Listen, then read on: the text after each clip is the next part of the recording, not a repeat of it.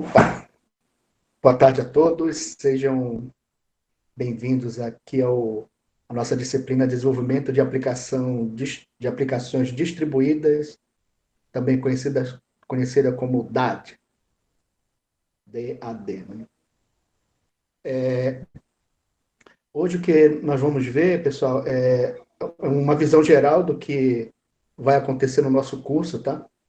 E eu tenho considerando a última vez que eu ministrei essa disciplina, eu tenho umas boas novidades aqui para vocês também.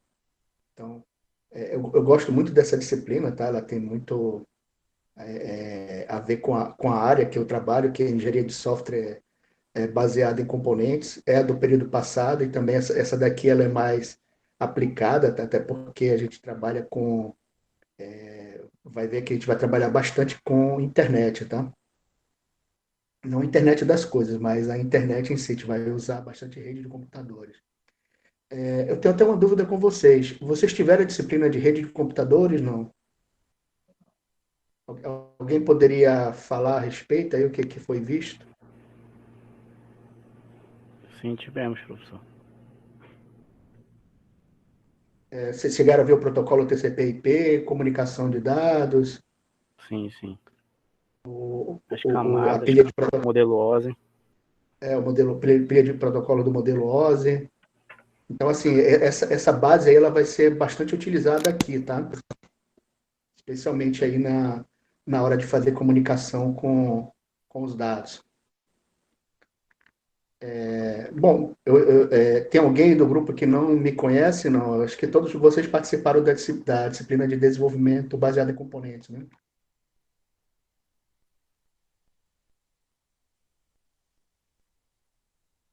Acho que sim. Outra coisa também, vocês têm, como é que vocês estão em relação a recursos de computador? Todo mundo tem um notebook em casa, um computador aí que possa instalar? É porque eu vou precisar que vocês instalem um software dois, na verdade, né? Para a gente trabalhar aqui. E vai ser bem interessante essa coisa. E a gente vai. Como é que vocês estão em termos de Java?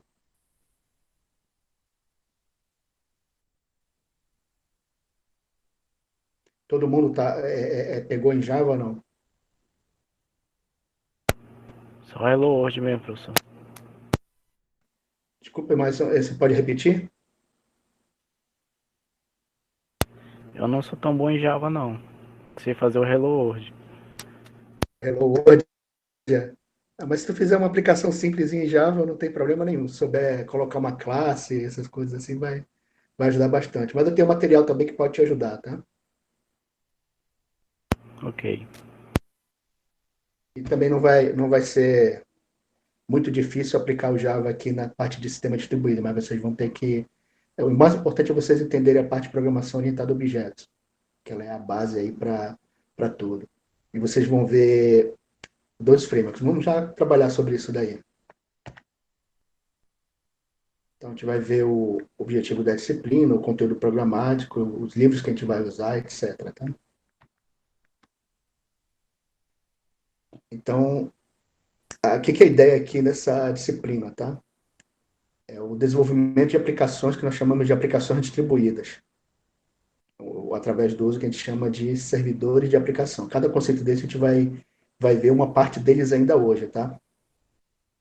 A ideia aqui é que é o seguinte: nós temos uma rede de computadores e nós queremos utilizar serviços ou objetos ou componentes que estão em outro computador. Então, é essa que é a ideia de sistemas distribuídos. Ou seja, eu tenho mais de um dispositivo, nesse caso eu vou colocar dispositivo porque sistema distribuído entra até celular, pode entrar sistemas embarcados, microcontroladores tipo Arduino e assim por diante. Mas aqui a gente vai focar na parte do servidor, tá? E algumas aplicações aí que podem acessar esse servidor, tudo bem? Então, a gente vai trabalhar com servidores de aplicação, que é que a gente chama, como é que implementa, como é que faz a interoperabilidade entre sistemas, quais são as partes do sistema, e assim por diante. A gente vai ter uma primeira parte que ela deve durar umas 2 ou 3 semanas, que diz respeito à parte de introdução à computação distribuída.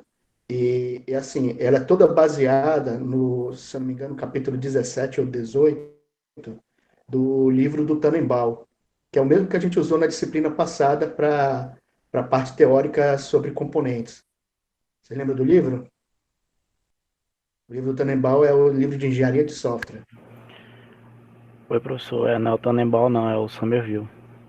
Somerville, desculpa. Puxa vida, mas ainda bem que você está atento aí. É o Somerville. E Tenenbaum é redes, eu tô com ele na minha cabeça aqui porque eu falei de redes agora há pouco. Então, os fundamentos que vão ser colocados lá vão ser bem interessantes aí para a gente estudar, tá? E logo em seguida eu vou entrar no Spring Boot, que ele é um framework para Spring Boot REST, né? Que ele é um framework para que ele permite que você crie aplicações, uma aplicação distribuída, tá, através do protocolo REST, que é a parte de web service. Aí a gente vai ver também alguns conceitos em relação a isso, de o que é web service, inclusive, né? Uma palavra que eu estou acabando de falar. A gente vai usar também o serviço de mensagem do JEE, logo de cara também, né? JEE é o Java Enterprise Edition, tudo bem? E aqui a gente vai entrar com algumas coisas de JE, mas assim, o Java EE, a gente vai depender de como que a gente vai entrar no Spring Boot, tá? Porque a aplicação para o Spring Boot, ela requer um certo tempo aí para fazer, e se der tempo a gente entra nos EJBs, que é do Java EE, tá? E aqui vai ter uma sopa de letrinha aqui que não termina nunca, né? EJB, JSF e assim por diante. O Java é na verdade, ele não é uma aplicação ou um software, ele é uma especificação, tá? Aí você vai ter vários softwares que vão implementá-la, tipo o Glassfish, o JBoss e assim por diante. O Jakarta também, assim vai. Dentro do Spring Boot, a gente já vai ver um pouco de JPA e como faz tratamento de exceção, tá? Então, vai acabar que, assim, com o que a gente vai ver dentro do Spring Boot, vai ter muita coisa que vai ficar bem fácil em relação ao JE, tá? JE é o Java Enterprise Edition. Quem já usou JE aqui, hein? Vocês já estudaram em alguma disciplina ou usaram em outro local? Em DRA a gente dá uma mexida aí, professor. DRA, né? Isso. Então, vocês chegaram a ver até que ponto o JE? Viram EJB?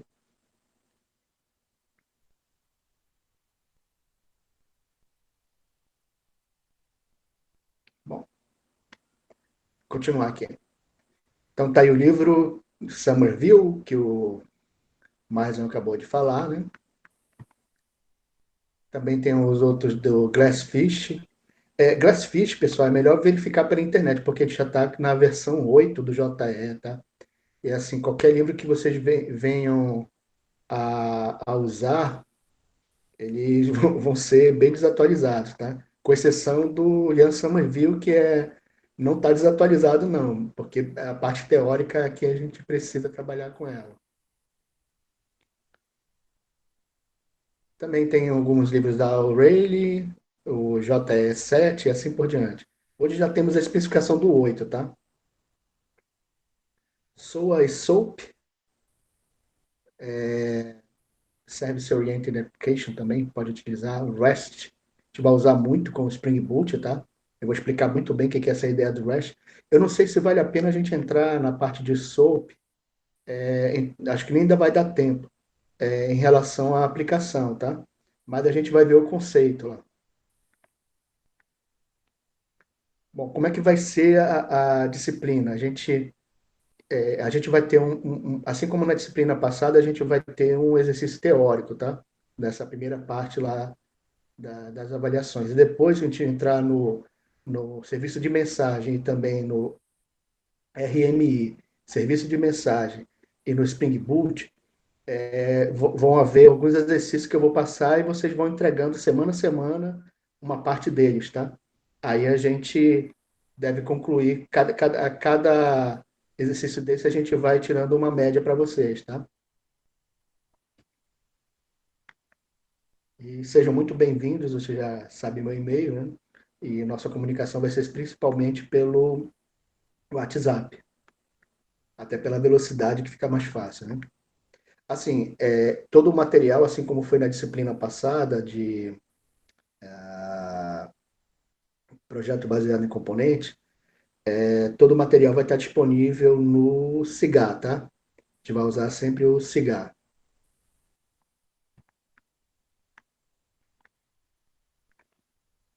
Dúvidas aí, pessoal?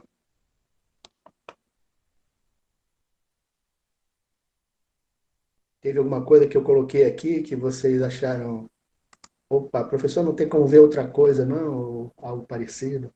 A gente vai ver um pouco também essa ideia de back-end, front-end, esse tipo de coisa. Mas, na verdade, sistema distribuído a gente vê em visão geral, tá?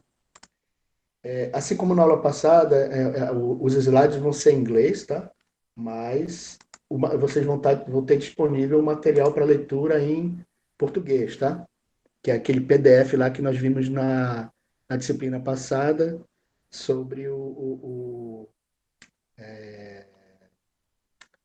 livro do Ian Somerville, certo? Que é acho que eu tenho até ele aqui, o de engenharia de software.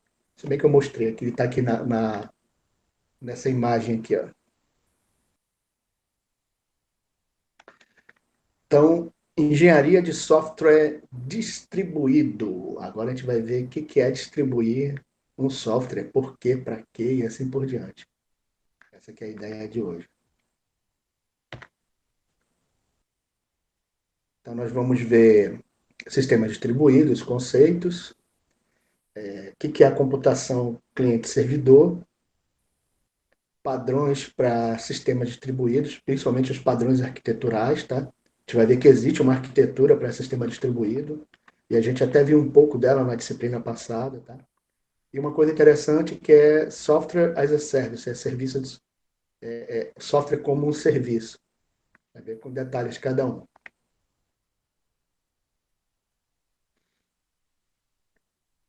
Então, o que é a ideia de sistema distribuído?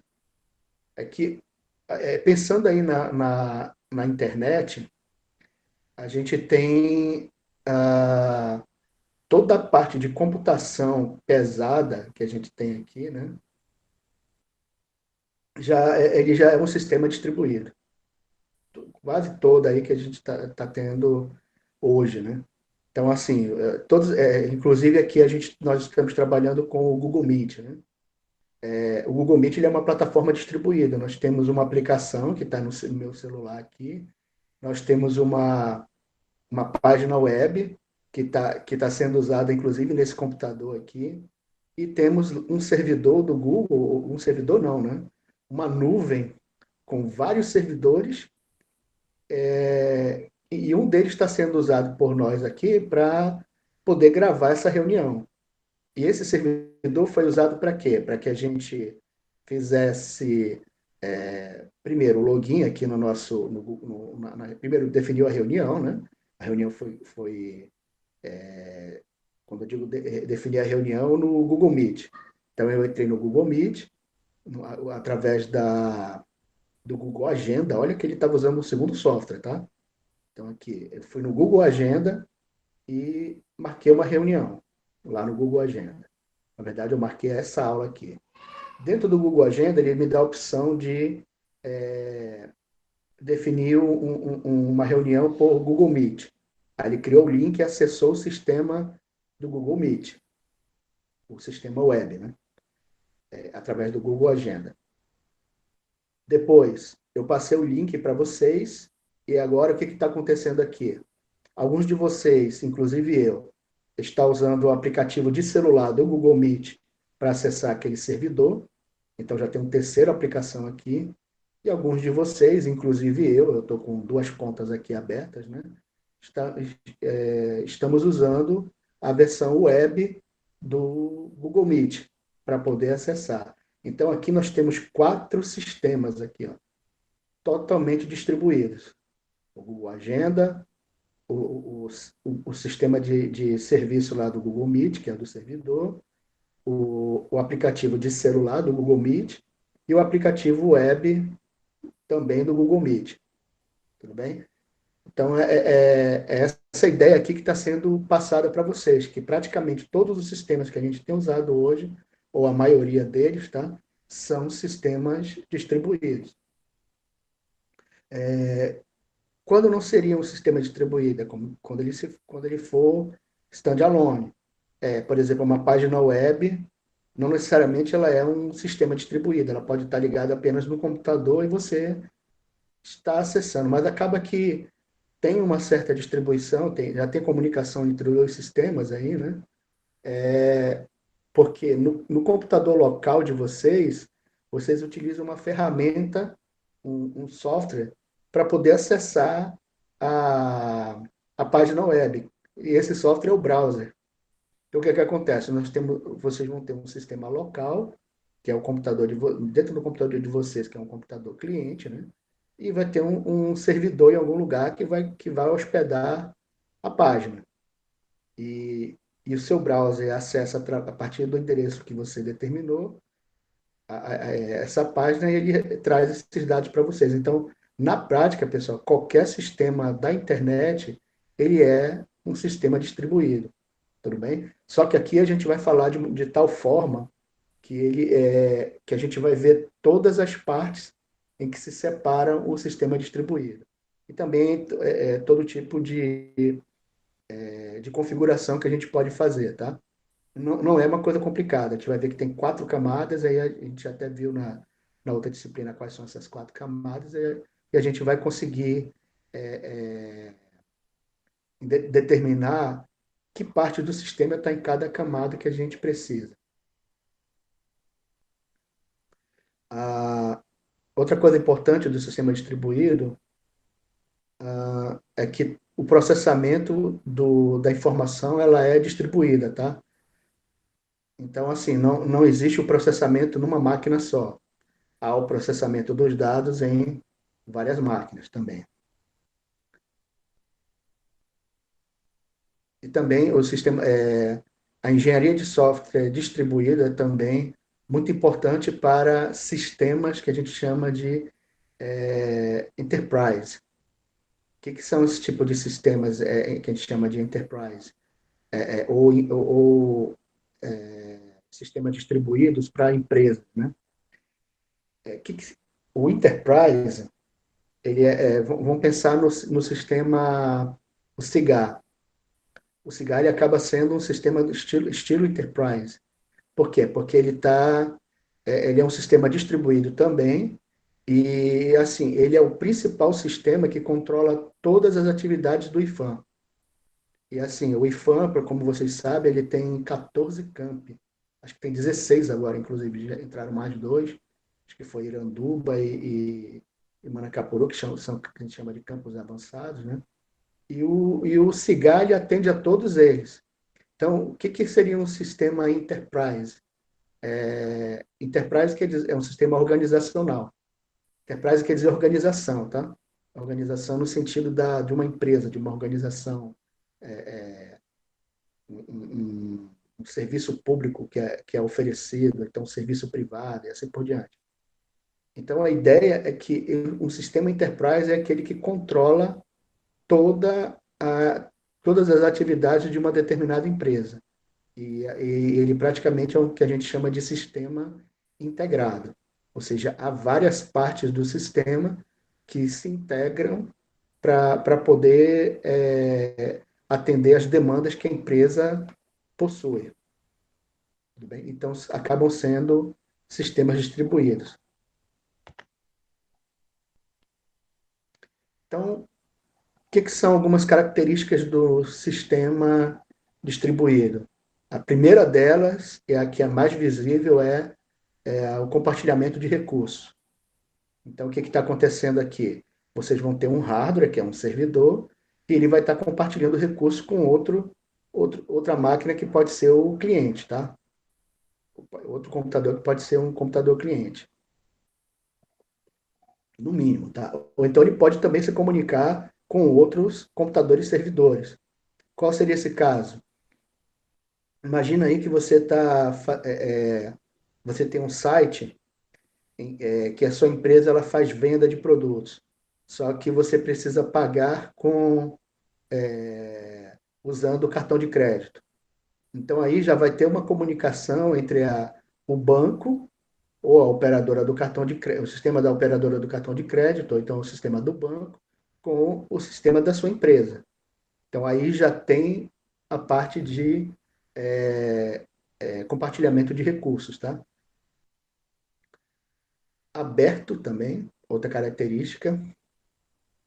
Então, o que é a ideia de sistema aberto? Eu consigo trabalhar com esses dados, mesmo que eu tenha fabricantes diferentes. A gente vai ver muito isso com o padrão REST, tudo bem? O que seria a ideia? O REST ele permite, como ele é um padrão de comunicação, o que é a ideia do REST, pessoal? É o envio de dados a partir de representação JSON ou representação XML, tá? Que que é a ideia? Você usa o XML para poder transmitir objetos de um servidor para o outro. Então, essa que é a ideia. E isso é o que a gente chama de abertura, ou seja, software, a ideia de abertura ou software aberto é a mesma ideia de software livre. Então, o que acontece? Como o padrão XML ele é único, então, para que eu vou usar o XML? É para transmitir os objetos. E, e a ideia é que, independente do sistema operacional que eu esteja utilizando, ou do software que eu esteja utilizando para transmitir os dados, a forma que eu vou transmitir esses dados via XML ou via JSON é padrão, tá? Então, se eu escolher e transmitir os dados via XML, não importa qual o software que está recebendo ou o software que está enviando os dados. Como o padrão de envio é o mesmo, então qualquer aplicação que conheça a estrutura da representação XML que está sendo enviada, ela vai entender aquilo ali, tá? É, todo mundo entendeu essa ideia aí, não? Do XML? A gente vai ver isso com mais detalhe depois, tá?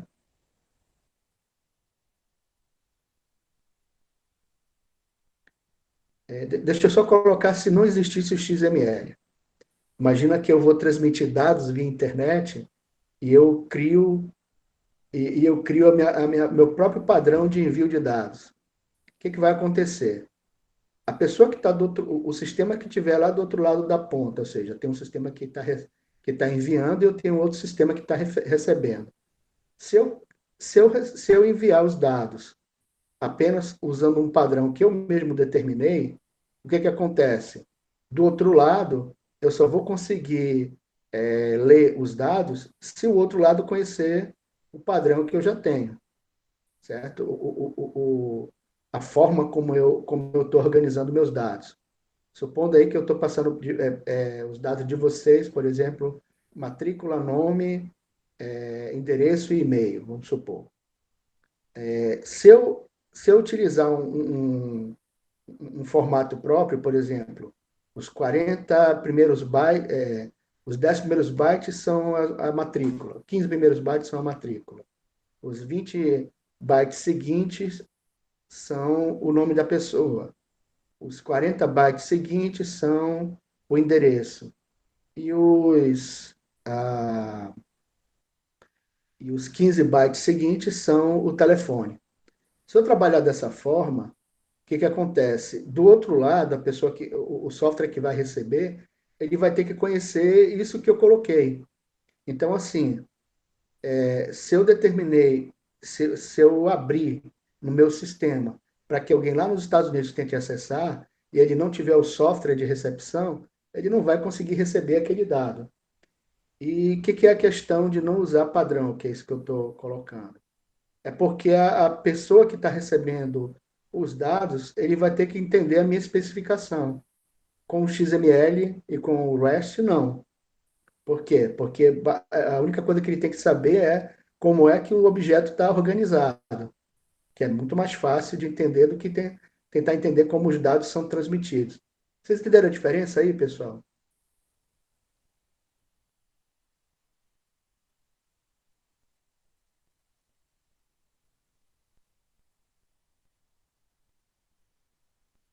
Patrícia, Bruno já falaram que sim. O restante entendeu? Elias, mais um, Larissa também.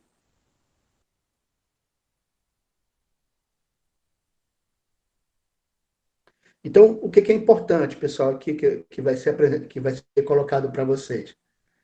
É que, usando esses padrões, especialmente essas representações tipo JSON e XML, isso vai facilitar muito para que alguém que queira construir uma aplicação que vai usar uma informação que é enviada a partir do sistema que vocês criaram, ele não vai precisar de muitos dados, ele só precisa saber como é a estrutura do objeto que está sendo passado.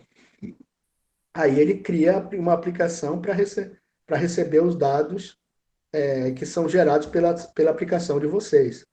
Então, assim, isso facilita a interoperabilidade, ou seja, a capacidade que o sistema tem de comunicar com outros sistemas que são totalmente diferentes do seu, né? Ou feitos em linguagens diferentes, ou feitos para sistemas operacionais diferentes, e assim por diante.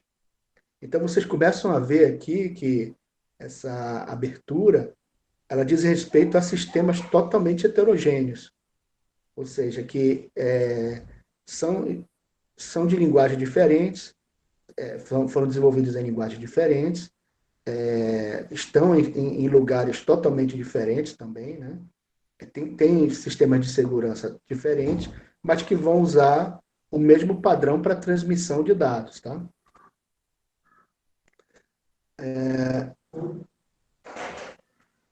Então, o que seria a concorrência também, outra característica? Eu posso ter o processamento concorrente. O que é a ideia? É eu ter duas aplicações trabalhando ao mesmo tempo. Então, isso daí vai aumentar bastante a performance de vocês. Deixa eu colocar aqui, eu vou falar de escalabilidade, eu vou falar de concorrência e escalabilidade. Eu vou colocar um exemplo bem legal para vocês. Escalabilidade, que é a ideia? É aumentar a capacidade do meu sistema adicionando um recurso novo. Aí a gente vai ver, principalmente na parte de computação em nuvem, tá? Imagina o seguinte, um exemplo bem claro, eu lembro que teve a compra de ingressos pelas Olimpíadas, as Olimpíadas aqui no Brasil. O que acontece? Chegou no dia lá, que seria o último dia de venda, tinha mais de 1 milhão de acessos ao mesmo tempo lá no sistema, certo? E o que acontece? Bom, 1 milhão de acessos aí simultâneos, não tem sistema que aguente.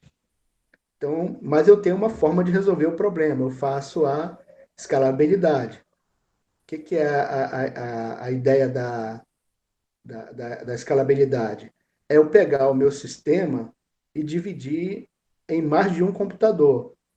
Por exemplo, isso a gente vai ver aqui também na disciplina, que é importante a gente separar as partes do meu sistema.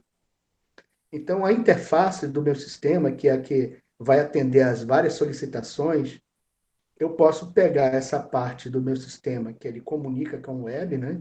Que seria o que a gente chama de web server. Acho que vocês já devem ter visto sobre um servidor web em disciplinas de desenvolvimento baseado na web, né? E o que acontece? Se eu tivesse esse web server independente dentro da minha aplicação, eu posso pegar esse web server e escalar. O que seria escalar? Eu tiro uma cópia dele e eu coloco em outro servidor. Hoje ele funcionaria, na verdade, em um computador só, né? Então, eu pego uma cópia dele e eu coloco em vários servidores. E eu configuro meu sistema de redes para que, quando eu receber uma solicitação qualquer, eu tenho um sistema que vai distribuir para quem vai atender a requisição que está acontecendo. Então, como é que funciona isso? Eu coloco o endereço por exemplo, www.ticketcopa 2014, desculpa, ticketcopa2014.com. Aí, esse seria o endereço, né? Aí por trás, lá no sistema de DNS, eu digo para ele quais são os vários servidores que vão atender essa requisição. Aí o que eu faço? Eu tiro uma cópia da minha aplicação em cada um desses servidores e cada vez que vai chegando alguém para fazer a requisição, aí o sistema lá do DNS ele distribui para o computador que tiver disponível.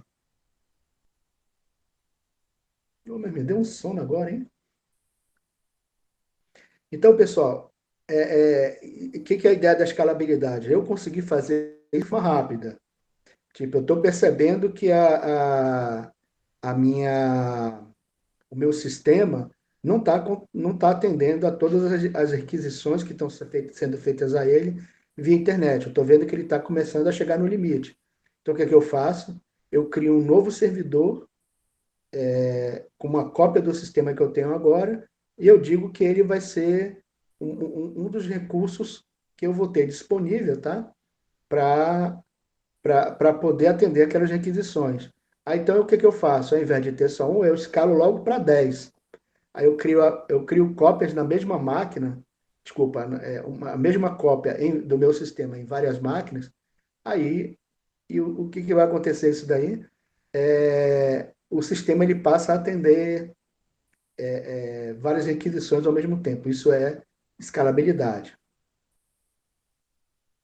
E concorrência também, né? Acaba que a ideia de concorrência é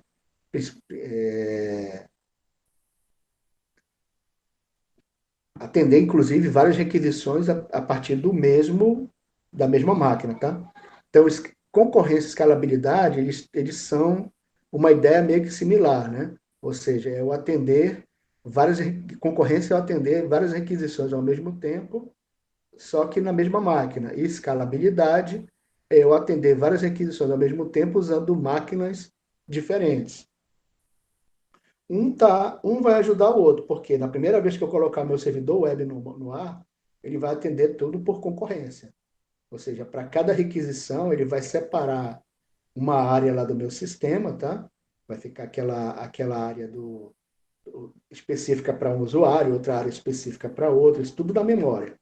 Aí isso é a concorrência.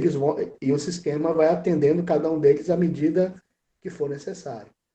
Já a escalabilidade, não. É pegar esse mesmo sistema e colocar em outra máquina. E começar a atender mais requisições ainda.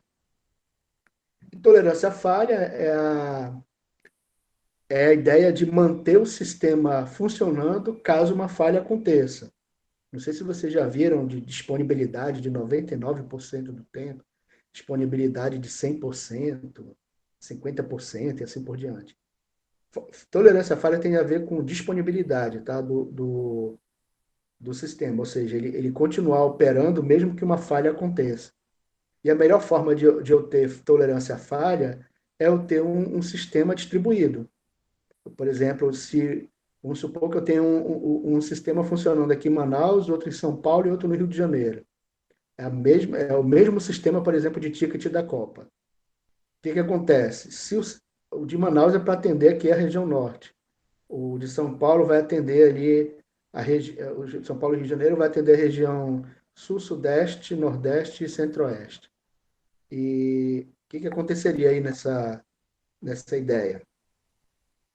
Se caísse o servidor lá de São Paulo, as requisições seriam todas passadas para o Rio de Janeiro, do meu sistema de, por exemplo, o sistema de ticket que eu estava falando, de venda de ticket. Se o sistema cair em São Paulo, o Rio de Janeiro atende, tudo bem? As requisições. Obviamente que o servidor vai ficar mais, como é que se diz o nome? Ele vai ter ele vai ter um maior, é, vai ter muito mais requisições, né, para aquele servidor. Então, ele vai ter uma carga de acessos muito maior, tudo bem? Mas, em compensação, o meu sistema continua funcionando. Então, essa é a ideia de tolerância à falha. Então, as quatro características aqui que foram colocadas: compartilhamento de recursos, tá? É o mesmo recurso compartilhado com vários sistemas. É um sistema aberto, openness, que eu posso usar diversos sistemas operacionais, diversos softwares, e a gente comunicar a mesma informação. É um sistema concorrente, no sentido de que eu posso atender várias requisições ao mesmo tempo usando a mesma máquina, né? Escalável, ou seja, a capacidade que o sistema distribuído tem de replicar, né, o próprio código para ser usado em mais de uma máquina. Certo? E a tolerância à falha é a capacidade que ele tem de se manter funcionando é, em várias situações, tá? Se manter no ar, mesmo que haja falha no meu sistema, tá? Em um dos computadores que meu sistema está rodando. Alguma dúvida aí, pessoal, dessas características?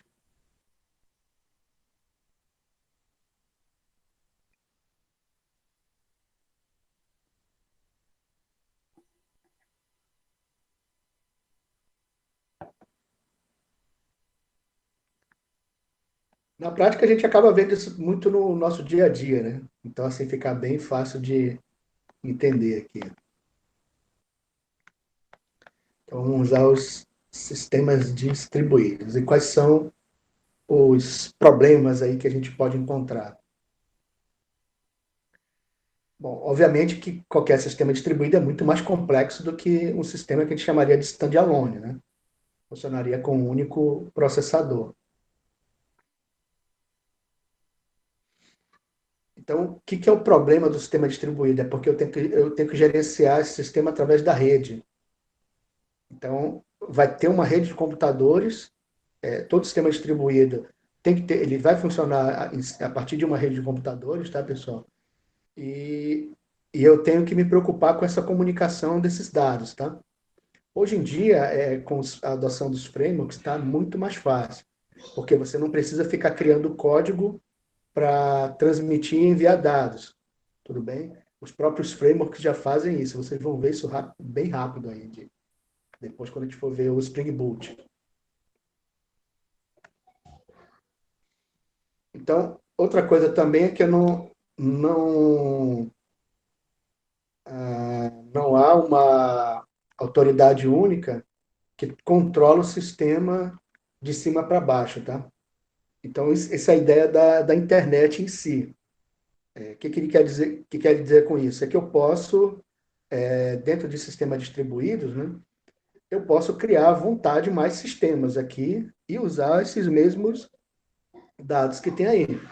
Então, nesse caso de não haver uma autoridade única aí que trabalha com o sistema, vamos pegar aqui um exemplo do cartão de crédito, tá? O sistema de cartão de crédito. Quantas bandeiras de cartão de crédito vocês imaginam que tem, tá? Hoje em dia as mais famosas são o Mastercard, tem o Visa, né? Tem a American Express, assim por diante. Mas também começaram a surgir novas formas de pagamento. Tem o PayPal, tem agora vai entrar o Pix, né? tem a moderninha da UOL.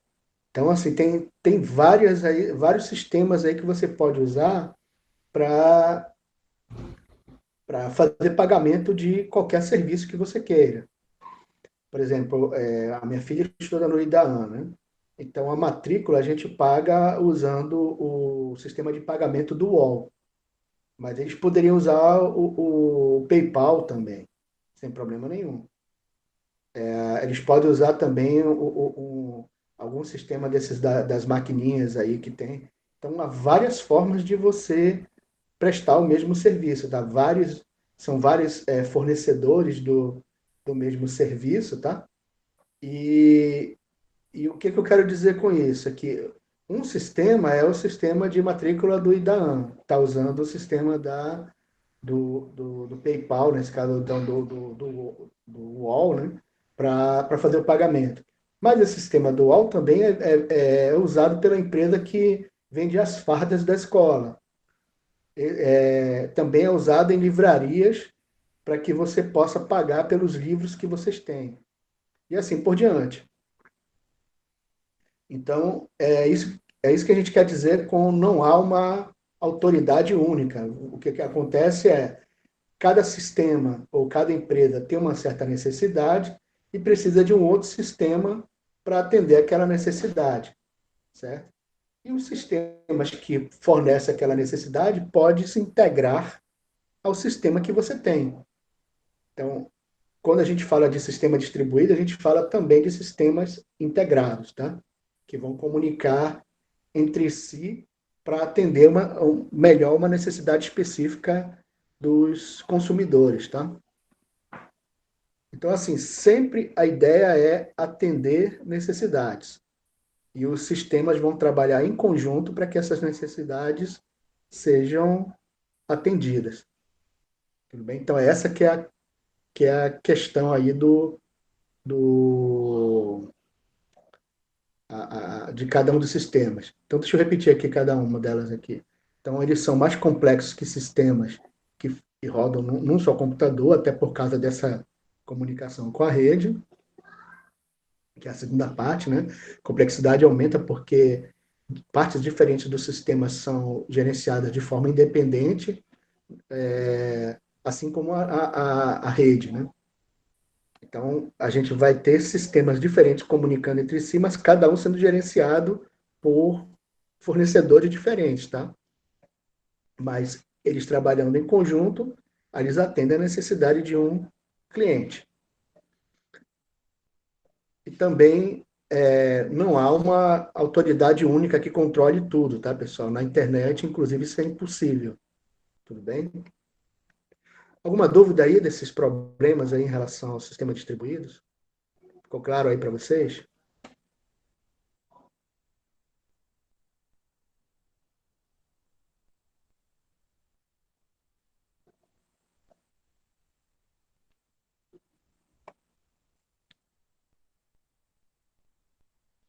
Algum de vocês aí quer falar de algum sistema distribuído que você usou aí, ou alguma experiência, o sistema caiu, mas depois voltou a funcionar e assim por diante? Estamos com um sistema que de vez em quando cai, né?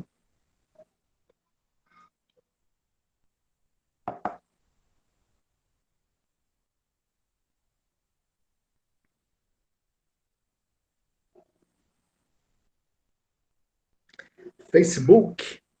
Conta aí, Bruno, tua experiência com o Facebook.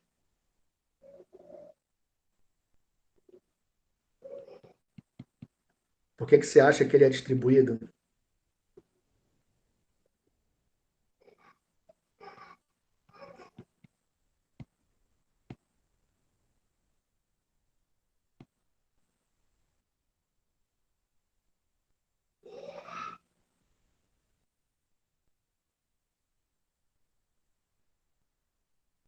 Ele só, vocês viram o filme A Rede Social? Conta a história aí da criação do Facebook.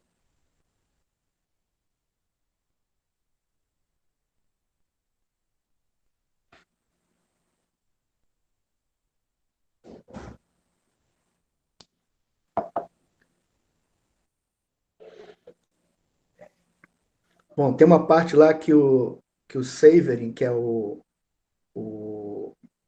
é o brasileiro, né, que estava tentando monetizar o Facebook na época, né, logo no início da rede, ele vai para Nova York tentar alguns investidores, né, para investir ou alguns clientes, né, para tentar conseguir investimentos. E ele investiu, se eu não me engano, US$ 10.000 inicial no sistema. E o que, que o Zuckerberg fez com esses US$ 10.000? Ele contratou servidores para instalar o serviço do Facebook, botar ele no ar. Só que o que aconteceu? O Saverin, ele, por alguma razão, lá eles brigaram, não estou lembrado qual é, mas o Saverin ele cortou a verba do pessoal, eles estavam sem acesso à conta com o dinheiro, né? E o que aconteceu? O serviço quase saiu do ar. Por quê? Porque eles não estavam pagando, eles precisavam pagar uma fatura lá dos servidores e ele estava sem o dinheiro. Aí apareceu lá o cara que era do Napster, eu não estou lembrado o nome, que colocou o Zuckerberg junto com investidores. O Justin Timberlake é o ator, tá? Mas o, o, era o dono do Napster. Depois eu vou lembrar o nome dele também. Um cara bem famoso também. Aí ele conseguiu contato com os investidores e eles puderam colocar a aplicação em vários servidores e assim o pessoal acessar. Por que, que eles estavam tão preocupados com isso? Porque um sistema que uma rede social que você entra, que ela vive caindo, as pessoas vão começar a não usar mais. Aí, e a rede social, o objetivo dela é fazer com que você fique acessando a rede social o máximo de tempo possível. E assim ele pode pedir para avisar para os anunciantes, olha, nós temos, sei lá, bilhões de acesso aí a cada dia da minha rede social. Então você vai ter acesso aí a bilhões de clientes, de potenciais clientes aí para o seu produto ou serviço. Mas se essas pessoas não estiverem acessando a rede social pelo motivo do sistema não estar no ar, aí começa um problema sério, tá? Então, o que isso tem a ver aqui com os sistemas distribuídos? É que esses computadores, o sistema do Facebook, ele não fica armazenado num só lugar, tá? Na verdade, armazenado não, hospedado em um só lugar. Todo mundo sabe o que é hospedagem de sistema, né? Alguém tem dúvida aí? Pode ficar à vontade, tá, pessoal? Se não souber, pergunta aí que a gente resolve.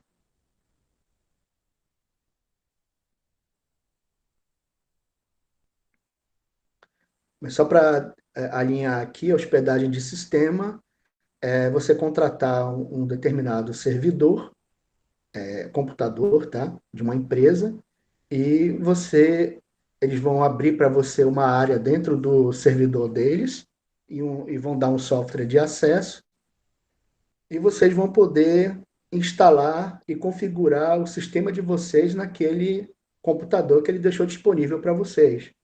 Com o serviço de hospedagem, você não precisa ficar comprando, se preocupando em comprar o hardware para você, né, o servidor, não precisa contratar a linha de internet para que aquele servidor funcione. Basta que você tenha acesso ao serviço de hospedagem. E assim você consegue instalar o seu sistema lá dentro. Tudo bem? Então, o que isso tem a ver com o Facebook?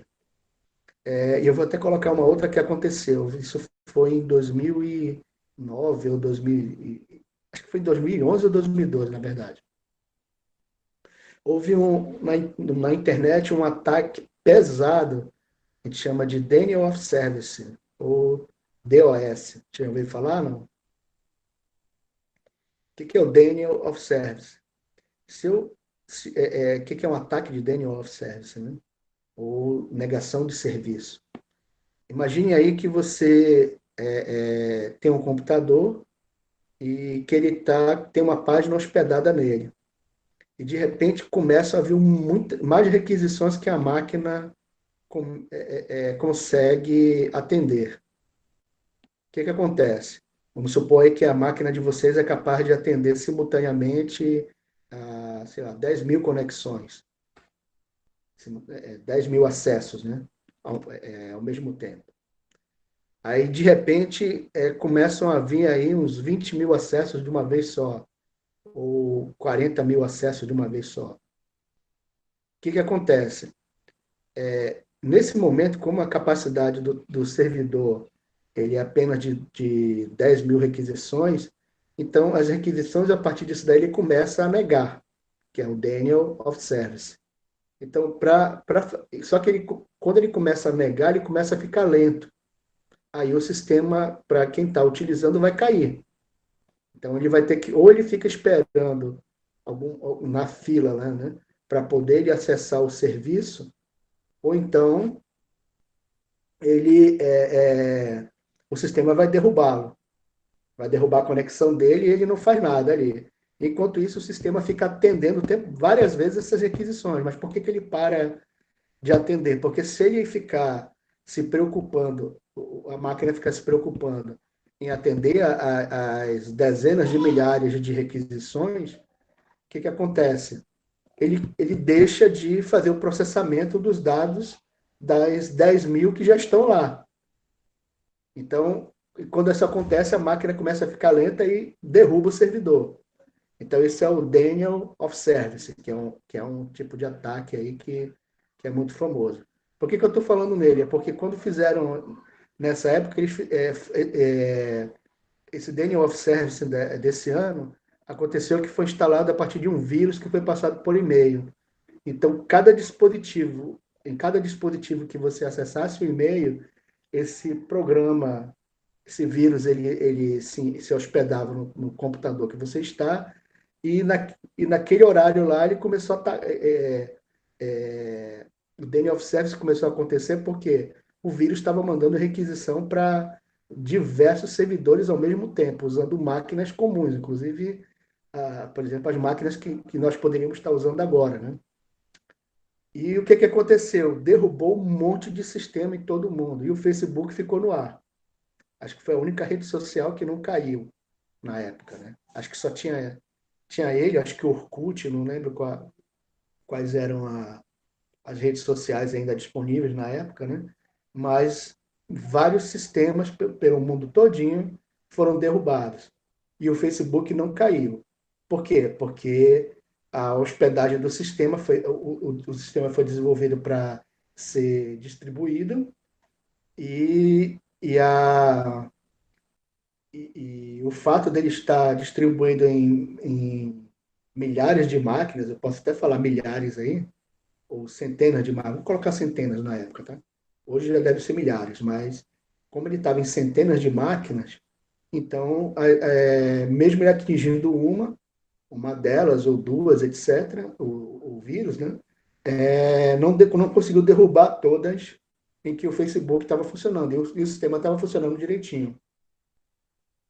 Todo mundo entendeu essa ideia aí do Facebook? Nesse caso aqui, ele está resolvendo essa característica aqui, que é a de tolerância à falha aqui, ó.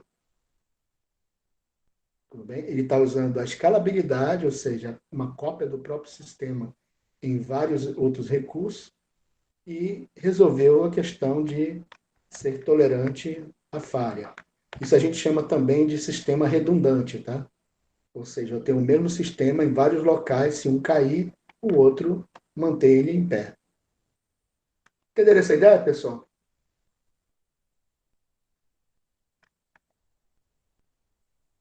Então, essa é uma das principais características do sistema distribuído, tá? Mas controlar isso daí não é algo trivial, tudo bem? Mas em compensação, hoje está mais fácil porque nós temos vários softwares que eles já trabalham com sistemas distribuídos. Aí fica mais fácil.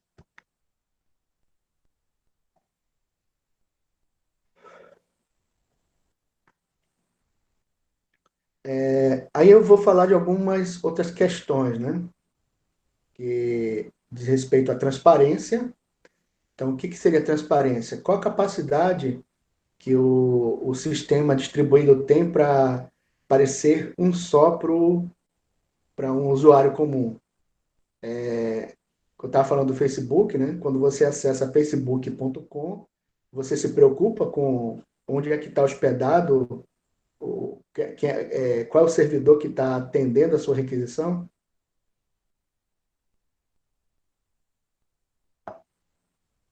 Então, o fato de você não se preocupar com isso é o fato dele ser transparente. Você está acessando um único endereço e e o seu acesso está sendo atendido. A sua requisição de acesso está sendo atendida. Só que você não tem a menor ideia de qual servidor que está atendendo essa requisição. Isso se chama transparência, tá? A, openness seria abertura, mas deixa eu ver se tem alguma palavra melhor em português. A gente acabou de falar openness também, né? Sistema aberto. A ideia é a mesma que a gente tinha falado antes, né, de sistema aberto, em que eu tenho protocolos já pré-definidos e esses protocolos a gente vai usar para fazer a interoperabilidade entre sistemas. Lembrando, pessoal, protocolo, quando eu falo aqui, eu estou falando de protocolo de rede de computadores, tá? Os famosos aí tem o HTTP, HTTPS, o DP e assim por diante. No nosso caso aqui, provavelmente maior parte dos protocolos que a gente vai utilizar para fazer interoperabilidade vai ser o HTTP, HTTP e HTTPS. Lembrando que o HTTP é o protocolo da internet, tá? E acima dele a gente tem a camada de aplicação, e a gente vai usar o padrão XML e o padrão JSON, que aí a gente com esses padrões aí na camada de aplicação da rede, né? Aí a gente consegue fazer interoperabilidade com um jeito mais fácil, tá bom? Aí, que mais em relação a problemas de design? Como é que eu posso construir um sistema que ele seja escalável, né? Certo? Outro problema, como é que eu determino políticas de segurança e como é que eu implemento essas políticas de segurança? Política de segurança tem, para a gente pegar rapidinho aqui a ideia, ela tem a ver com autenticação, ou seja, a capacidade que meu sistema tem de saber quem é o usuário que está acessando o sistema. Vamos pegar aqui a parte de identificação. Imagina a gente acessando aí o sistema SIGAR, né? Em termos de segurança. Aí eu acesso como professor e vocês acessam como aluno. Imagina se um aluno consegue acessar a parte que diz respeito ao professor que determina a nota de cada um deles. O aluno pode chegar lá e alterar a nota dele à vontade, né? Então, isso tem a ver com política de segurança. Aí isso tem a ver com integridade, ou desculpa, autenticação, ou seja, a capacidade de entender quem é, se a pessoa que está acessando o sistema, ela é quem diz ser. Então, isso é uma parte da autenticação e segurança. A outra é sigilo, a capacidade o sistema seguro tem de impedir que terceiros vejam o conteúdo que está sendo transmitido. Aí, nesse caso, a gente usa a criptografia para resolver o problema. Geralmente, o protocolo HTTPS é um protocolo de criptografia que resolve as duas partes, autenticação e sigilo. Aí, controle de acesso. Autenticação é se você é quem diz ser. E o controle de acesso é quais são os serviços fornecidos pelo sistema que você pode acessar. Então, acaba no exemplo também que eu estava falando agora há pouco. Se você é o professor, somente você pode determinar uma nota para um aluno, ninguém mais. tá bom? Então, assim, isso tem a ver com parte de segurança. E hoje em dia também os frameworks já fornecem segurança também de forma tranquila, tá? Qualidade de serviço. Como é que eu determino a qualidade do meu serviço? O que é a ideia de qualidade de serviço, tá? Vamos supor em vídeo. Se eu estou vendo um vídeo em HD na minha televisão, que acontece? Eu vou querer ver em alta qualidade, mas a banda que eu vou ter que usar vai ser uma banda larga, né, de internet. Então, o que pode acontecer? Se por um acaso a minha banda reduziu a largura, né, caso haja redução da largura de banda, eu aceitaria receber um vídeo numa qualidade menor do que HD. Aí vai depender do que eu tô, de qual a minha aplicação, né? Se eu preciso de detalhes nas imagens que eu estou recebendo, então eu vou ter eu vou ter que trabalhar para que os serviços me ofereçam uma imagem HD, em HD, né? Mas se o que eu estou fazendo é só, por exemplo, está acontecendo essa aula aqui, vocês estão vendo mais aqui o professor Antônio. Não precisa, você não precisa ter detalhes por exemplo, da imagem que está aparecendo aqui, a minha, né? Para que vocês possam participar dessa aula. Tanto é aqui que o sistema fornece a oportunidade de cortar, ao invés de mostrar o vídeo, mostrar a foto do professor Antônio aqui. Então, isso tem a ver com quality of service, ou seja, qual é o nível de qualidade do serviço que eu vou ter. E por que que existe quality of service? Porque, dependendo do serviço de internet sendo fornecido, se eu quiser uma qualidade maior, eu vou ter que pagar mais. E eu vou ter que usar recursos mais poderosos para poder prover essa qualidade maior. Mas se eu não precisar dessa qualidade maior, eu posso pagar menos e eu vou ter menos recursos para acessar o que eu quero.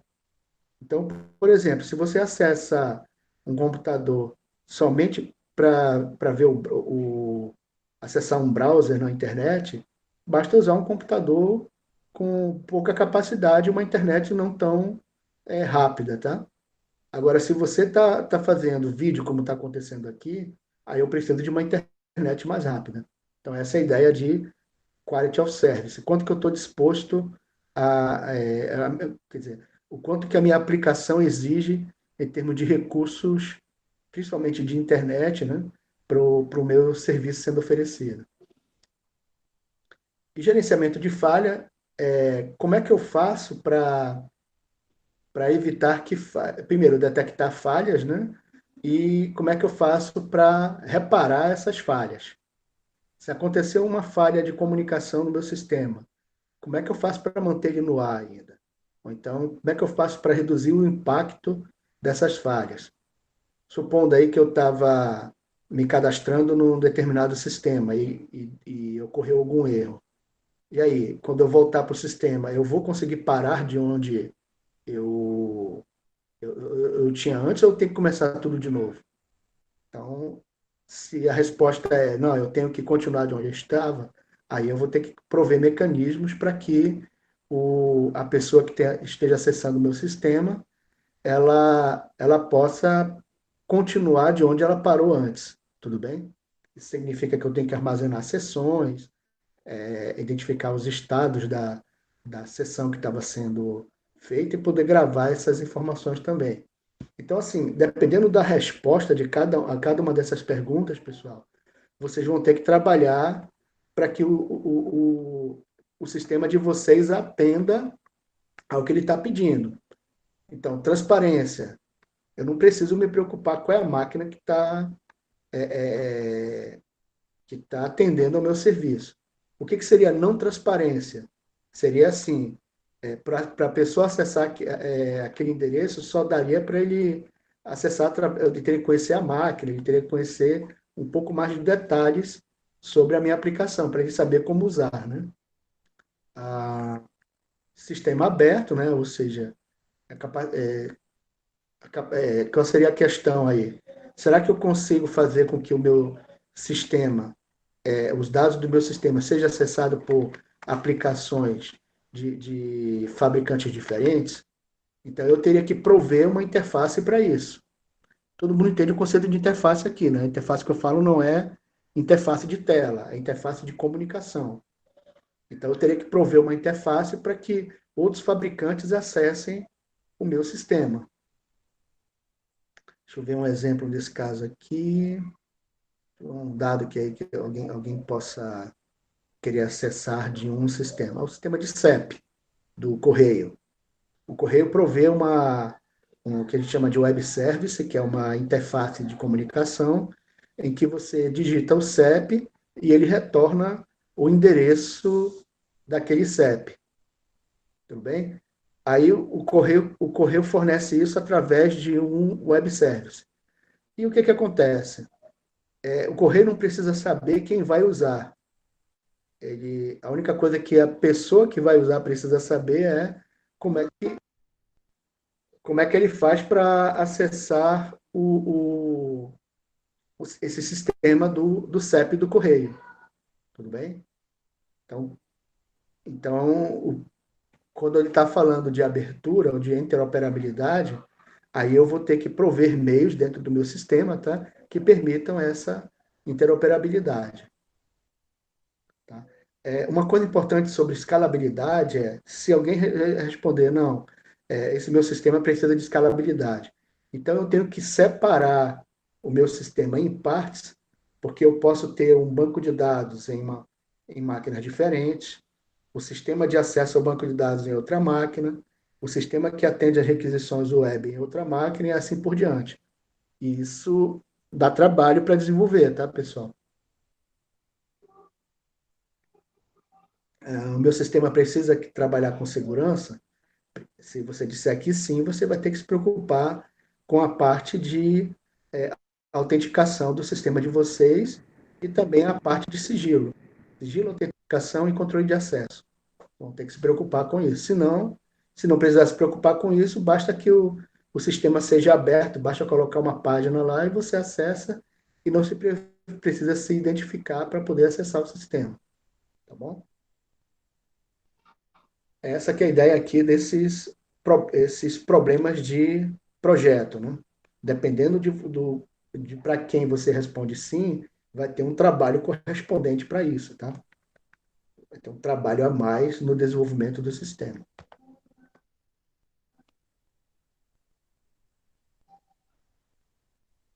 Então, a gente está vendo cada um deles, né? A gente já teve 1 hora, daqui a pouco. Deixa eu ver se dá para passar cada um deles. Eu acabei falando todos eles, né? Mas vamos ver em detalhes aqui, cada um. Eu acabei falando, mas assim, vamos ver em detalhes um pouquinho mais. Pode ser que tenha alguma coisa que eu tenha esquecido. Então, ele fala aqui que o ideal,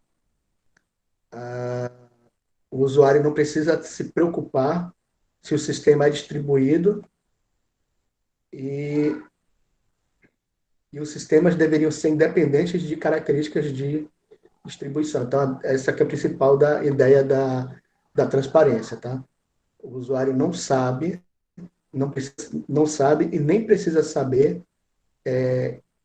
onde é que está sendo processada a requisição que ele fez, tá?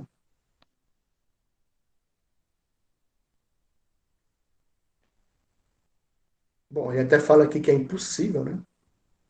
Porque partes do sistema são gerenciados independentes e por causa de atrasos na rede. Então, o que ele fala aqui? Bom, então a melhor coisa que eu faço é deixar o sistema distribuído, o usuário saber dessa distribuição. E uma coisa importante também aqui na transparência que os recursos devem ser abstratos, tá? e, logicamente, endereçados. Deixa eu dizer o que é essa ideia aqui. Ah, hoje em dia, a maior parte dos servidores que o nosso sistema vai, nos quais os serviços de hospedagem, nos quais o nosso sistema vão operar, são máquinas virtuais. Todo mundo sabe o que é uma máquina virtual, não? Sim.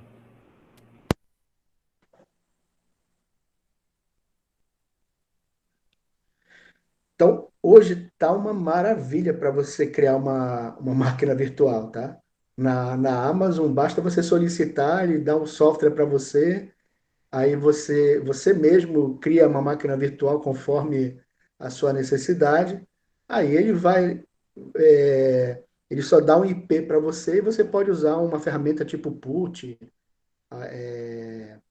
ou qualquer um, um servidor remoto, né, uma ferramenta de acesso remoto a servidor, ou então acesso remoto do Windows, tá? Para acessar aquele servidor e fazer o que você quiser com ele, né? Então, está muito rápido hoje.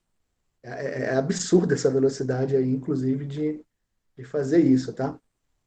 Então, assim, de certa forma, o que foi colocado aqui, dizendo que às vezes é melhor fazer com que o usuário esteja ciente dessa distribuição, nem sempre é preciso, tá, pessoal?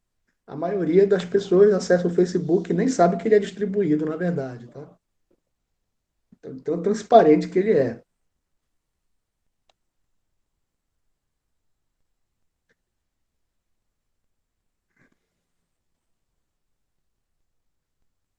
Mais importante em termos de sistemas abertos, tá, pessoal? Openness quer dizer o quanto que o sistema é aberto. O mais importante aqui é essa palavra aqui, chamada standards, ou padrões, tudo bem? Então, se você está fazendo um sistema aberto, utilize padrões de comunicação, como eu falei, o XML, o JSON, protocolos HTTP, para poder fazer as comunicações com os dados, ao invés de você tentar criar uma própria forma de comunicação, tá? Então, aqui o que é interessante, ó, aí já vem da disciplina anterior, né? Componentes de qualquer fornecedor podem ser integrados no sistema e podem interoperar com outros componentes de outros sistemas. Isso aqui eu acabei falando um pouco quando eu falei da parte de sistemas abertos, né? A ideia de que eu utilize componentes de cada um desses sistemas para acessar. Nesse caso, os componentes geralmente vão ser os nossos web services. Ou então um socket que está distribuído. É uma coisa bem interessante, todo mundo já usou banco de dados aqui, a gente até falou na disciplina anterior, né? Quando você instala o MySQL, a única coisa que você precisa para acessar dele é o Workbench, né, que é aquela ferramenta de acesso. E para acessar o teu servidor através do Workbench, você tem que dar o IP e a porta do servidor, e depois fornecer a senha que ele vai solicitar. Então, essa é a ideia aqui, tá, pessoal? O servidor ele fica numa máquina, o Workbench fica na outra, e vocês usam um com o outro sem problema nenhum. Mas aí você fala, mas professor, dá para usar outra coisa para acessar esse servidor que não o Workbench? Óbvio que dá, né? Por quê? Porque o padrão que é usado aqui é o padrão SQL na comunicação com o banco de dados. E esse padrão vocês podem usar se for usar o Java, tá, por exemplo. Você pode usar uma biblioteca JDBC dentro do Java e acessar o servidor através de um de um objeto que é uma conexão, um connection. Aí basta você dizer para esse connection qual é o servidor, a porta, o usuário e a senha, e ele faz a comunicação para você. Aí, então, por isso que eu estou falando de padrão. Nesse caso é o JDBC, tá?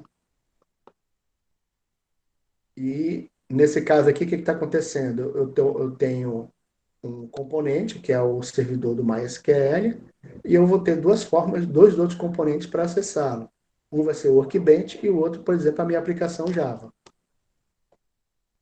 Então, Então, sistemas abertos implicam em componentes de sistemas que podem ser desenvolvidos de forma independente. Olha que legal. Quem é que desenvolveu o Workbench? Foi o pessoal do MySQL. E quem desenvolveu o sistema de vocês?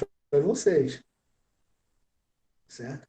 Então, eu posso utilizar o MySQL usando qualquer linguagem de programação. Eu posso usar Python, posso usar o Java, posso usar C.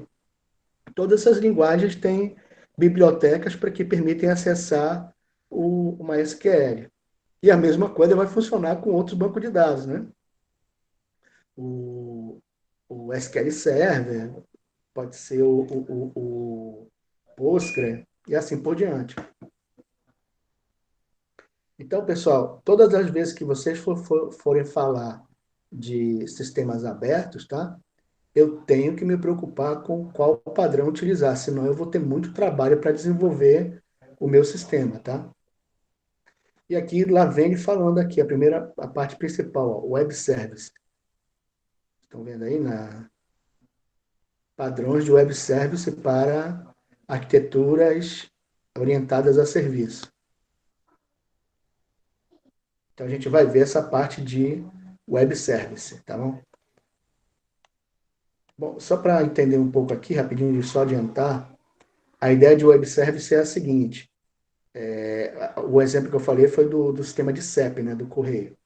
O Web Service, ele é um sistema que ele está disponível hospedado num servidor e que você vai acessar usando o IP e uma porta. E você vai usar o protocolo HTTP para se comunicar com ele.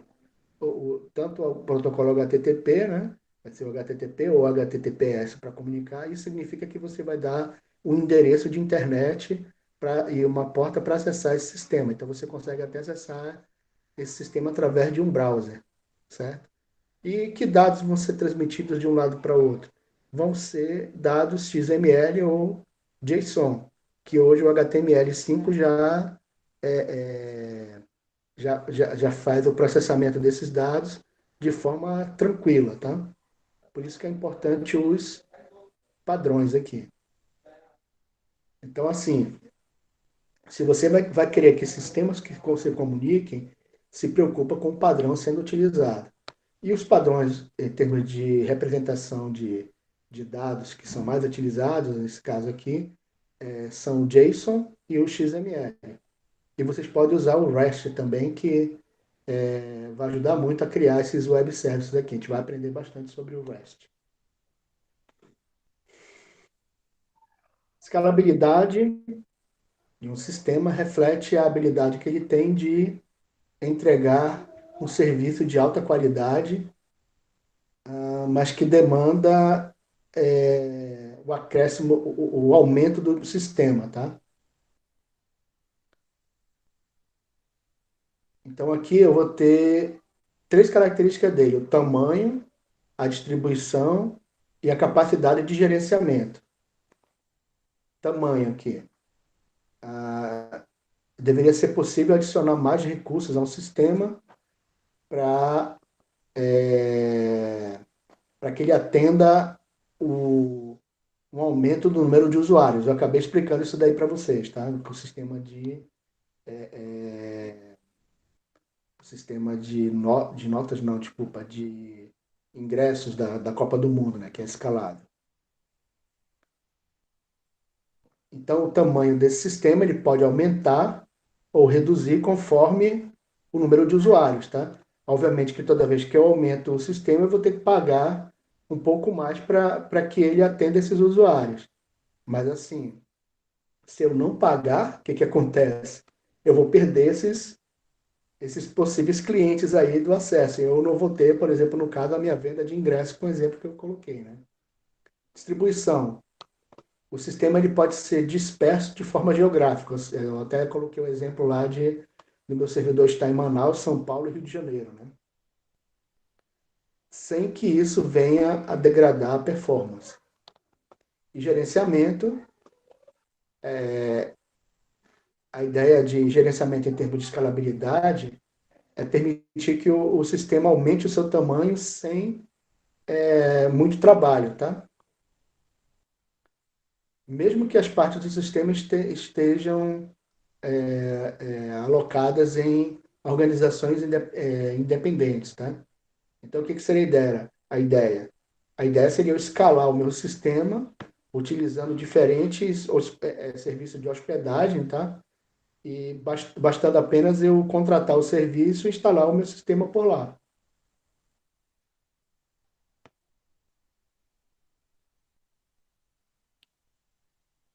E tem uma diferença que ele fala que é scaling up e scaling out. Aumentar, seria a ideia é o seguinte, scaling up é eu aumentar a capacidade de processamento do meu sistema. Por exemplo, eu posso adicionar no meu computador mais um processador, eu posso adicionar mais um HD e assim por diante. E scaling out, aí seria a capacidade de aumentar o número de computadores que estão hospedando o meu sistema, tá?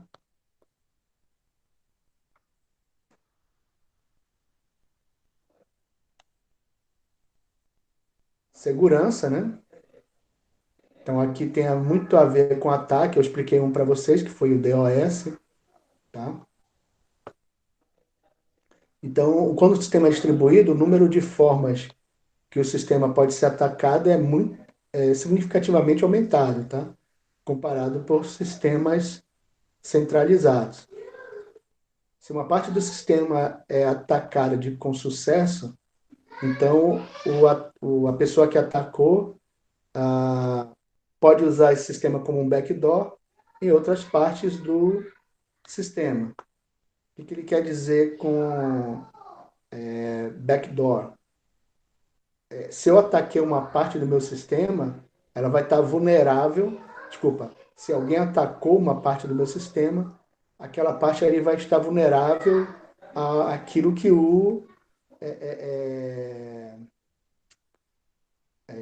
aquilo que o hacker colocou ali dentro, tá? Dificuldades no sistema distribuído aumentam porque organizações diferentes elas, elas vão ser donas de parte do sistema. E essas organizações têm que ser, elas têm políticas de segurança que são incompatíveis.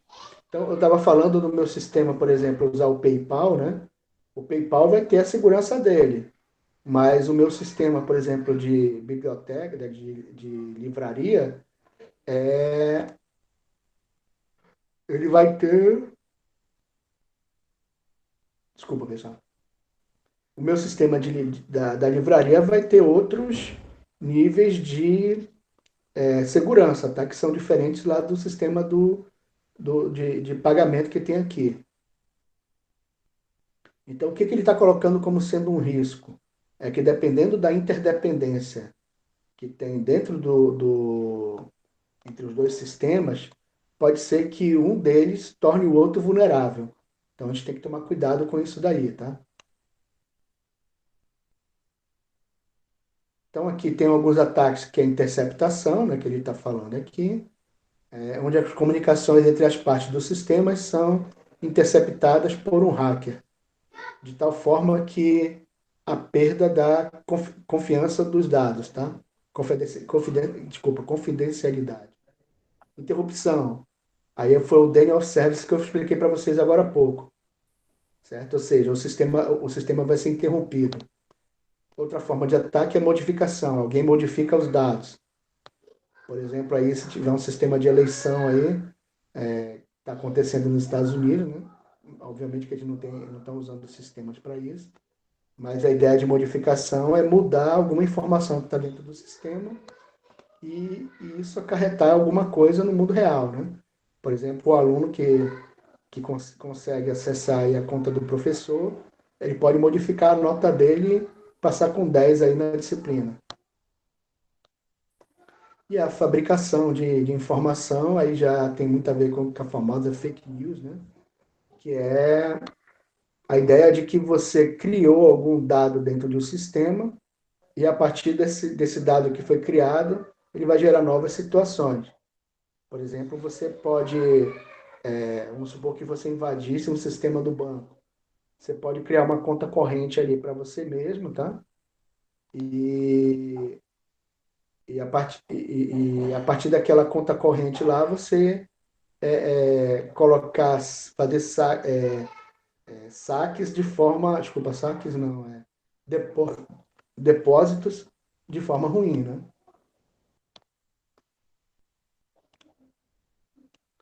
Então tem aqui quatro tipos de ataque, né? Interceptação, interrupção, modificação e fabricação.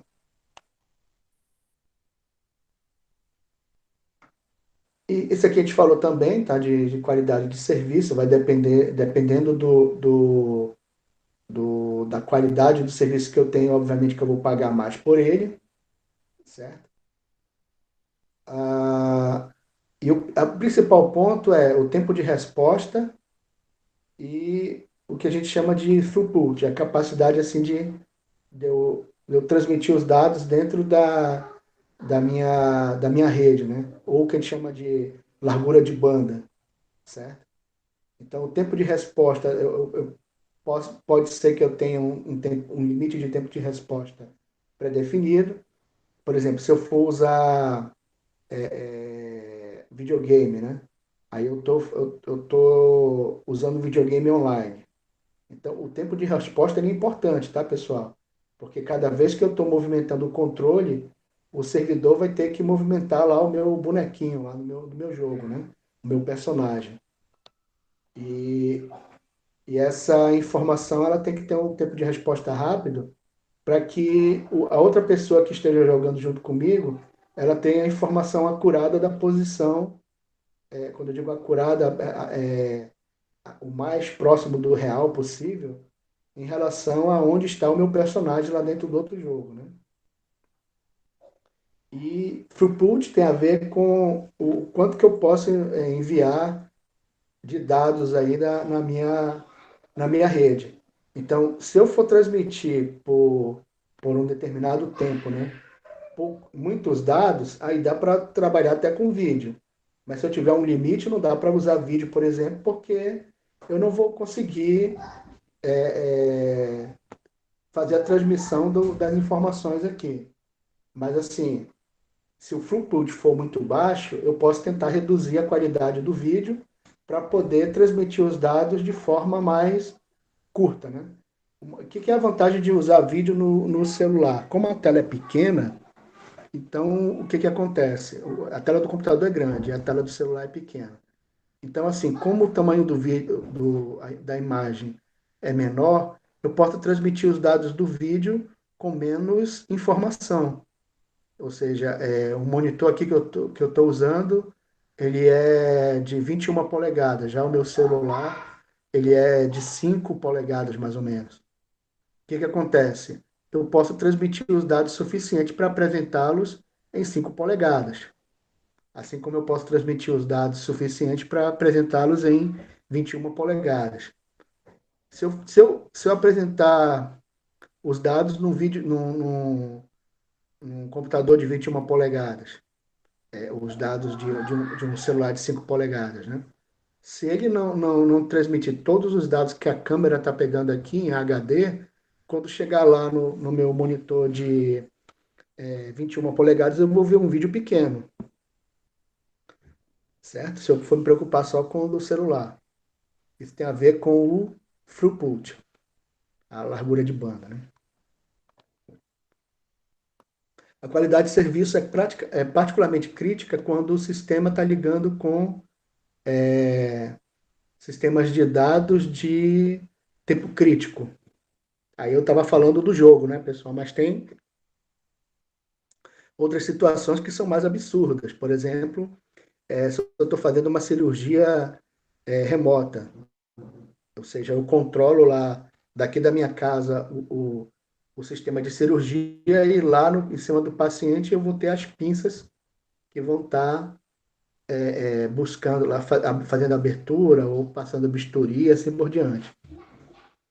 Então, isso é que a gente chama de tempo crítico, né?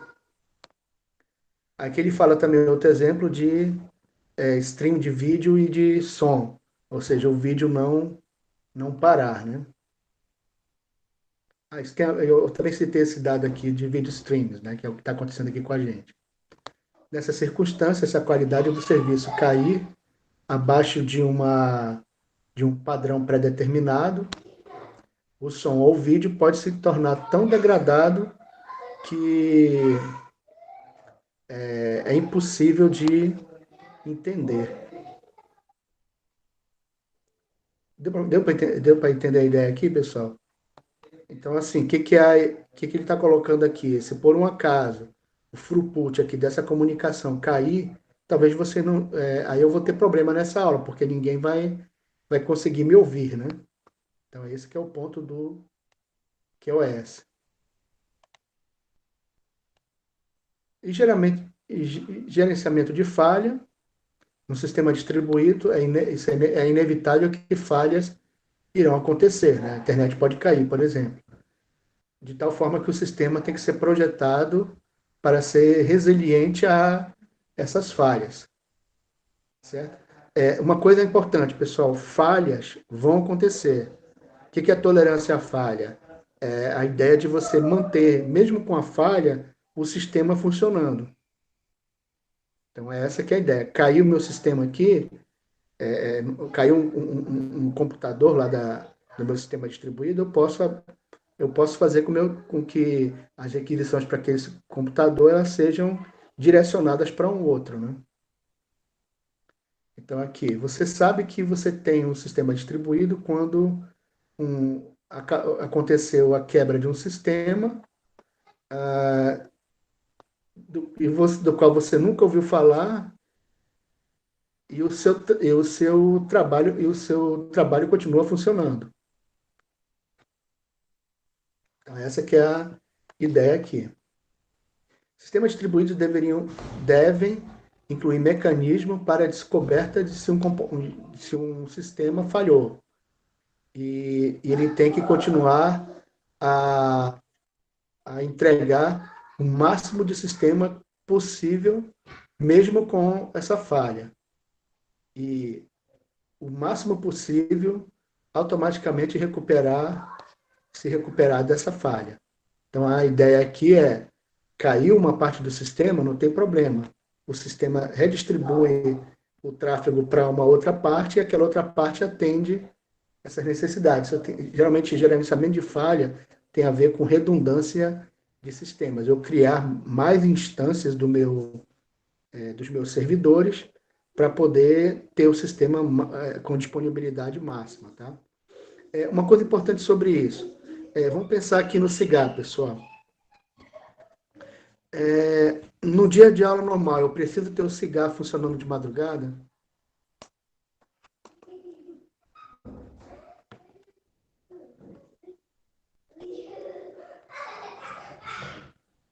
Realmente não. Eu não preciso ter o cigarro funcionando de madrugada. Então, assim, eu não preciso contratar eu posso, por exemplo, deixar o servidor desligado, tá? Pela madrugada, que não vai ter problema nenhum. Mas eu tenho que dizer isso para vocês. Se eu for fazer, olha, pessoal, o cigarro não funciona aos domingos. Eu posso chegar a dizer isso aqui. Eu vou ter que, primeiro, qualquer cliente que acesse o cigarro vai ter que ter essa informação na mão, tá? E nesse caso, eu deixaria ele inoperante aí de madrugada. Por que isso? Eu posso usar isso para economizar energia. Eu baixo desligar os computadores que eu tenho lá como servidores e aí não funcionaria naquele período. Eu posso desligar meu sistema e assim eu posso fazer manutenção. No geral, pessoal, assim, um bom gerenciamento de TI para manter o sistema funcionando você está falando 24/7, né? Bom, hoje em dia está mais fácil isso, mas nem sempre é possível. Quando você tem 24/7, você tem que ter mais, você vai ter que despender mais dinheiro. Então, o que é a avaliação que você tem que fazer? Se você, se você quer um sistema funcionando 24/7, ou seja, 24 horas por dia, 7 dias por semana, você vai ter que pagar mais por isso daí. Por quê? Porque você vai precisar de mais de uma máquina, no mínimo, para deixar esse sistema aberto. Essas duas máquinas têm que estar em locais diferentes. Então, se cair uma, a outra assume todo o tráfego, né? Então, essa que é mais ou menos a ideia. Então, o fato de eu ter sistema tolerante à falha significa que eu vou ter, sim, mais custo dentro do meu sistema. Só que, assim, o fato do sistema estar funcionando 24 horas por dia, 7 dias por semana, é isso que faz com que isso faz com que o sistema seja confiável. Assim, as pessoas que confiam nesse sistema vão querer pagar por ele. No caso, pessoal, essas ferramentas que a gente tem usado aí para trabalhar remotamente, o IFAM paga uma licença para isso, tá? Então, ele paga a licença para cada aluno tem uma conta específica dessas ferramentas e para os professores também. Aí o Google fornece, tudo bem? Inclusive, ele pensa na segurança falha. Então, assim, o IFAM não se preocupa como é que o Google está armazenando os dados que estão sendo, inclusive, transmitidos agora aqui nessa aula online.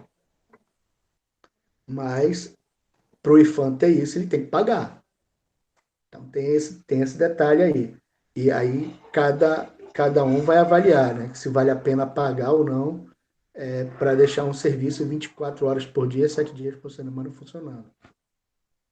Certo? Então, a questão toda é essa, tá, pessoal? Se o teu serviço, é, se através desse serviço você está recebendo dinheiro suficiente para manter ele funcionando 24 horas por dia, 7 dias por semana. No caso, o IFAM recebe dinheiro do governo federal, que é o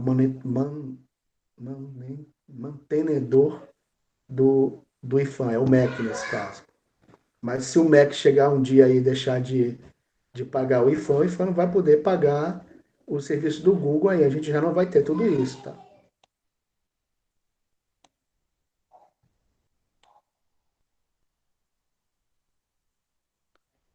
Bom, depois a gente vai ver essa parte de modelo de interação. Em resumo, hoje, pessoal, a gente acabou vendo principalmente esses problemas aí de projeto do nosso sistema.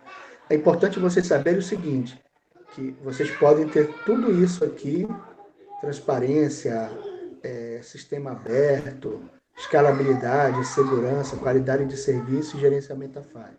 Vocês podem ter tudo isso no sistema de vocês ou não, tá? O que vai determinar se vocês têm ou não cada um desses itens é a capacidade de vocês pagarem por esse serviço, tudo bem? Então, você quer sistema tolerante à falha, você tem que comprar os computadores para isso. Você quer segurança, você vai ter que ter sistemas de segurança dentro do teu software. Você quer abertura, você vai ter que fazer com que desenvolver o software de tal forma que ele siga padrões, tá? Que são conhecidos e você tem que projetá-lo dessa forma. Você quer escalabilidade, tem que projetar o software para ser escalável, tá bom? A gente não viu ainda a gente está vendo o que são isso, tá? O que são essas questões de design, mas a gente ainda não viu como fazer. Vocês vão ver que dá trabalho, tá? E a transparência é a ideia de que o usuário não se preocupe em saber onde é que está hospedado determinado serviço. Ele acessa e assim, pode estar em qualquer lugar lá na sua nuvem, etc. Então, assim, a computação em nuvem, ela simplificou isso tudinho aqui, tá, pessoal? É isso que está interessante hoje. Então, assim, no final do curso a gente vai trabalhar um pouco também com nuvem, mas a gente vai ver como a gente trabalha cada um desses itens aqui usando principalmente o Spring Boot, tá? Alguma dúvida aí, pessoal?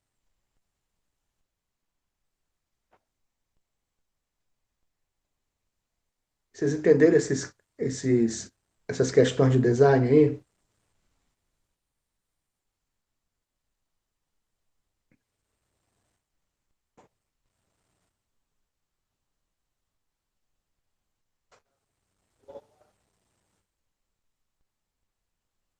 Na prática, hoje em dia, está mais fácil explicar isso, tá? Porque vocês sentem isso vocês estão usando tudo isso nas aplicações que a gente tem trabalhado do dia a dia, tá? Então fica bem fácil de entender.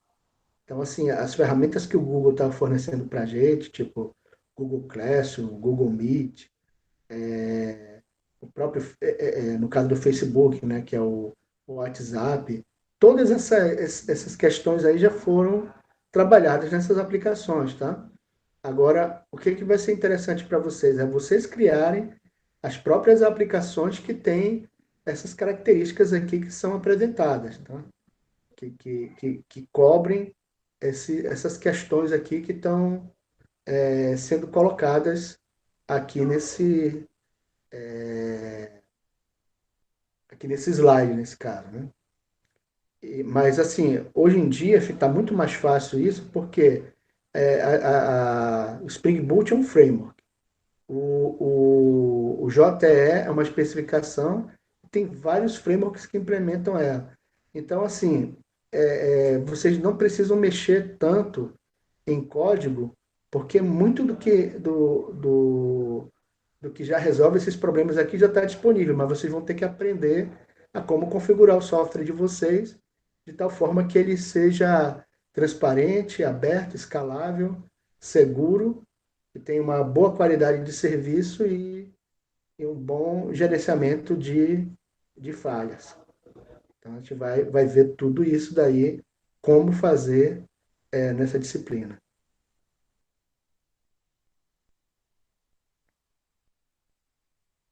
Pessoal, posso encerrar a aula aí?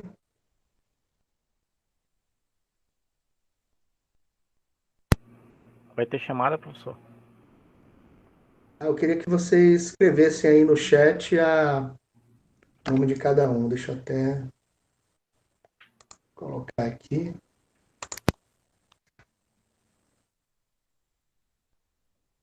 Basta que escreva o nome, tá, pessoal? Que aí eu posso consultar aqui depois, tá?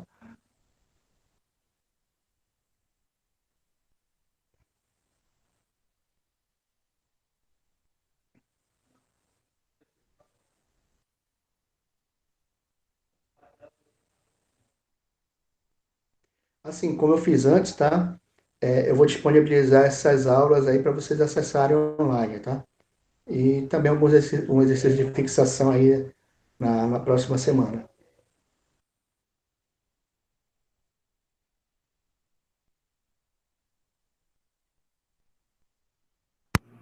O senhor aconselha dar uma revisada no Java, orientação a objeto? Se você precisar, sim, eu posso deixar o material para você, tá?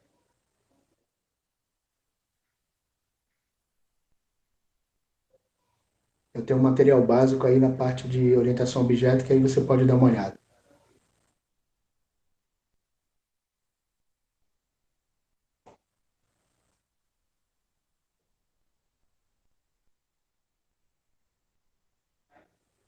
Falta mais alguém aí? Pessoal, então eu vou, eu vou deixar a gravação aí, porque pode ser que algum aluno que esteja participando aí não entre, mas a gente pode encerrar aqui, tá? Então, obrigado aí pela participação de vocês. Fiquem com Deus. Uma ótima semana para todos.